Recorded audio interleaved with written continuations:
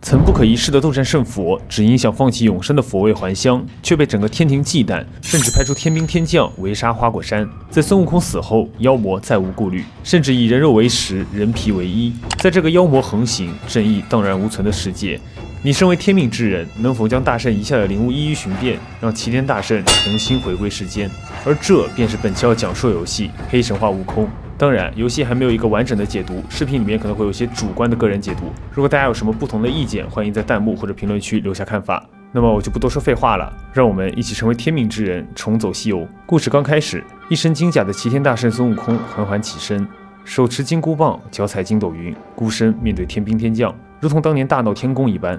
随即战斗一触即发，大圣同时面对二郎神和四大天王，也丝毫不落下风。二郎神不解，孙悟空好端端的斗战胜佛不当，还想回去花果山当一只野猴子，长生不老，这是世界上多少人梦寐以求的事情。但孙悟空却对此不屑一顾，说三界六道不就毁在这4个字上。在《西游记》中，众妖怪都觉得吃了唐僧肉可以长生不老，这也是西天取经的最大阻力。大圣此时应该已经看破了所谓的长生不老，觉得天上的神仙已然永生，但仍有各种私欲斗争，又或者天上神仙也已与地上妖魔一样，都已经对长生不老接近疯魔。就在孙悟空和二郎神变成2只飞鸟，要往山林中继续战斗时，孙悟空头上的金箍出现，顿时头痛欲裂，而不讲武德的二郎神却抓住机会打出致命一击，而这便是孙悟空最后的故事了。接着时间来到不知多少年后的花果山上，一只虚弱无力的老猴子正对着我们玩家说教。从他的嘴中可以得知，大圣是天产石猴，有不生不灭的大神通。虽然当初身死，但神魂并未消散，只是化为了6件灵物，隐匿世间。这时，我们玩家扮演的角色就出现了，是一位和悟空长得非常相似的猴子。后面遇到的所有角色都称之为天命人。我们的目的就是将6件灵物收集之后返回花果山，让大圣复生。6件灵物就对应了佛家的6根，也就是人的欲望。原著中，孙悟空杀死了代表6根的盗贼，视为6根清净；而在游戏中，我们却要将6根一一寻回。这应该也意味着，我们要复活的不是6根清净的斗战胜佛，而是还未被天庭驯化、6根不净的齐天大圣。接着，天命人就要来到属于自己的西游第一站——黑风山。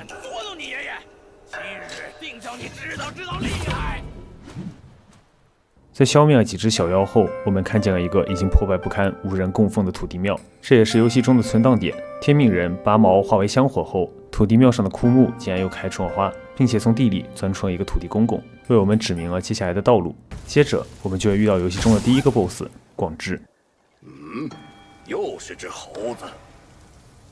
施主不如放下棍棒，也同我学点佛法，如何？在原著中，广智是金池长老的徒孙，便是他第一个提出为了袈裟要杀人越货。在游戏中变成了一只既想做人的狼妖，小时候经常化形去镇上，却总被人识破追打。同族的妖怪说，他化形为人后，虽然有人形，但却没有人味。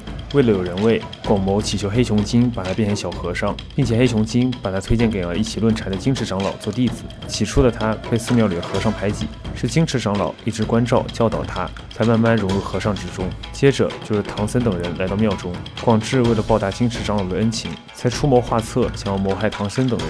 游戏用一句话概括了他：义气出独谋，惹祸终自受。在击败广智后，我们会获得他的武器赤潮，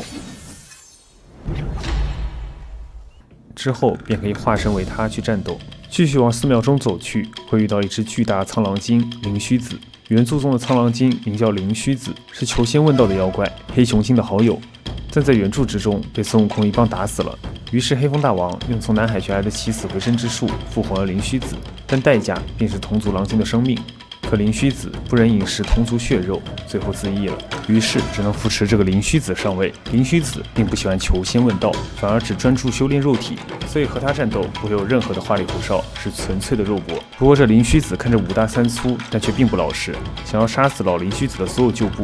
内忧之时，苦闷的黑熊精又想起以前和自己论禅的老和尚金池长老，但没想到金池长老没在拼凑的尸身上复生，反而和以前埋葬的金银铜钱化身成了一个发昏的精怪，四处游荡，没个消停。这下外患也来了，这也是游戏中的萌新杀手大光头幽魂。提到金石长老，就要说他第2个徒孙广谋了。在原著中，广谋看出唐僧虽然好欺负，但孙悟空却不一般，于是说要把他们都烧了，这样便没有后顾之忧。在游戏中也基本一致，只不过游戏中的广谋是被强行送来当和尚，作为制衡广智的工具。广谋真正的梦想是想要做一个大妖王，初计烧死唐僧，也不是真心实意的想要帮金池长老，而是知道火烧不死唐僧等人。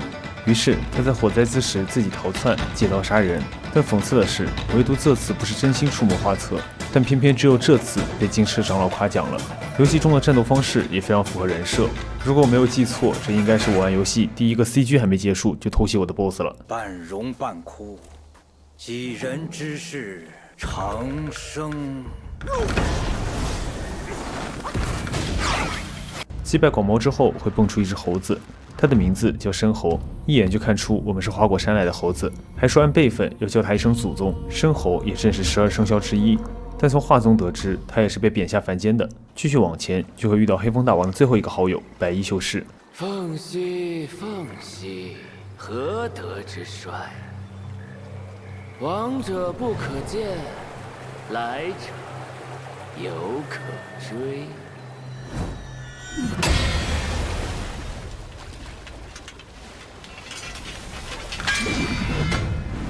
小师傅，天色已晚，你来我这修身之地大开杀戒，到底是何居心呢？不过这白衣秀士已经不是当初最粗的白花蛇精了，可能是因为前2个好友的经历，黑风大王老实的封了一个新的蛇精做白衣秀士。但这个白衣秀士也并不简单，平日里看着老实听话，却总有点神秘莫测。这也是第一个拥有2阶段的 BOSS。在击败白衣秀士之后，他会跟我们说自己是受大哥之命在这做内应，并说虽然观音禅院已经烧没了，但金池长老的冤魂并没有散去，而见到金池长老的秘密就在他口中的3口钟上，前2口分别在击败广智和广魔的地方，第3口则在白衣秀士旁的岔路里。在这里还可以看见灵虚子上吊的尸体。在敲响第3口钟后，我们就会来到旧观音禅院，在这里的便是金池长老了。阿弥陀佛，那3口红钟终于响了。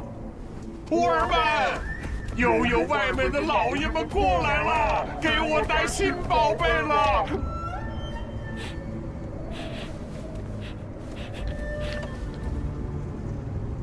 我看不见样貌，但我能闻到那股骚味儿。莫非是你？你回来了！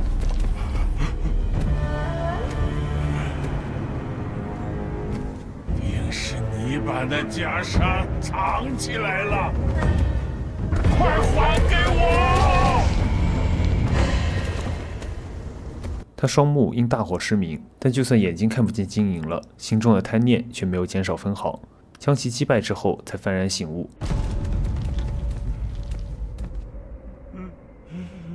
我今年270岁，空撑了几百件袈裟，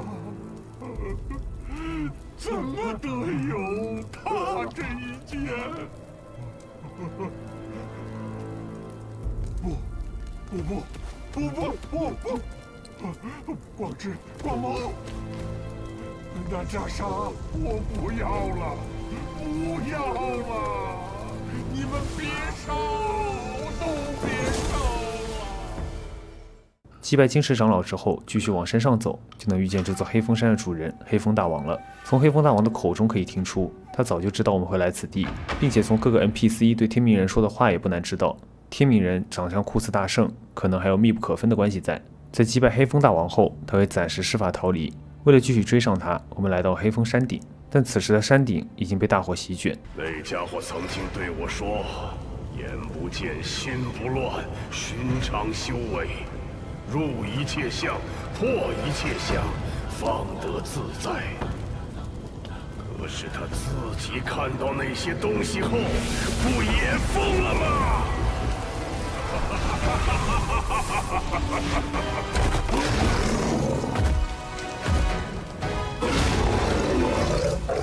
在击败黑熊精后，他本想带着大圣的灵物逃走，却无法控制灵物摔了下来。他一改刚才嚣张跋扈的态度，卑躬屈膝地称呼天命人为小圣。他说自己是受天庭胁迫，从人物故事中也可以确认。黑熊精重回黑风山的确是菩萨或者某个天庭大人物的指示。黑熊精是观音菩萨的座下，所以这个菩萨多半指的是观音菩萨。我个人的推测是，天庭的众人已经从某个渠道得知猴子们要复活大圣，或许是为了阻挠，也或许是为了监视，所以安排了众多神仙妖怪在路上。而天命人酷似大圣的长相，现在的推测是，天命人可能是大圣的一根猴毛，又或者天命人本就是大圣。收集6根灵物，便是在找回曾经的自己。通关之后，有机会出现一个大版画，会有角色的延伸旁白介绍，里面也藏了很多可以细品的东西。比如土地的介绍是：官职虽小，人间的事却无所不晓，可别怠慢了。谁知他们背后又是哪位高人？这是不是意味着土地对天命人的帮助，也是有人在背后推波助澜的？游戏在结尾还有制作非常精良的动画短片，并且我目前玩到第2章，第2章的动画短片美术风格和第1章是完全不一样的，有点爱死机的感觉了。那么以上就是黑神话第1章节火烧黑云的部分推测解析和剧情了。如果你觉得视频内容有所帮助，或者觉得有趣的话，不要忘了点一个宝贵的3连和关注，这对我真的非常重要。那么接下来我们就一起欣赏一下第1章节结尾的动画短片吧。这里是虾宝，我们下期视频再见，拜拜。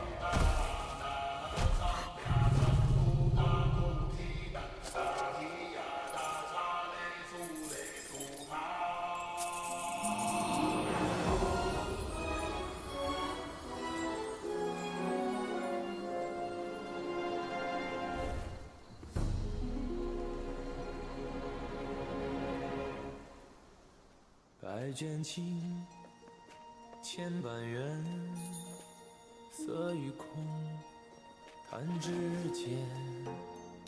轮回路，有万次劫，求不得，闭上眼，一生功名忙如烟，浮沉落花断不绝。涅槃究竟寻常事，有情处不远。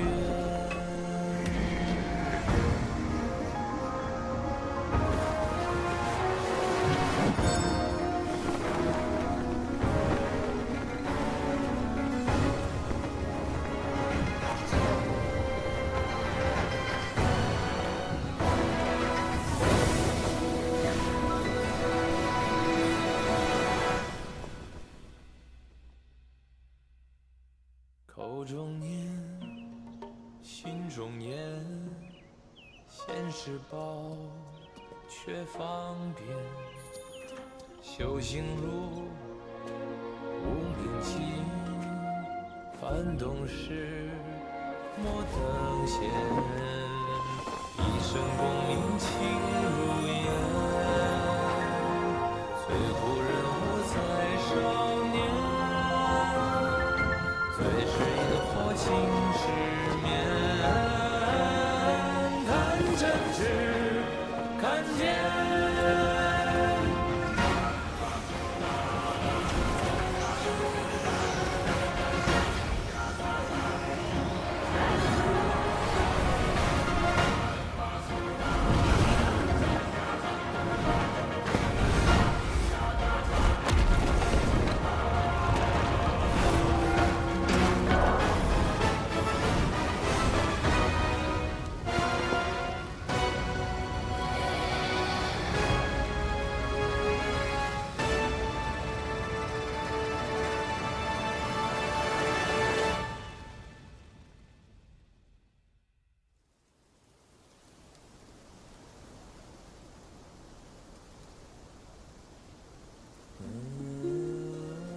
师父，徒弟还是想不明白，出家人尘缘已断，心海尽干，长老他为何偏偏放不下一件衣裳？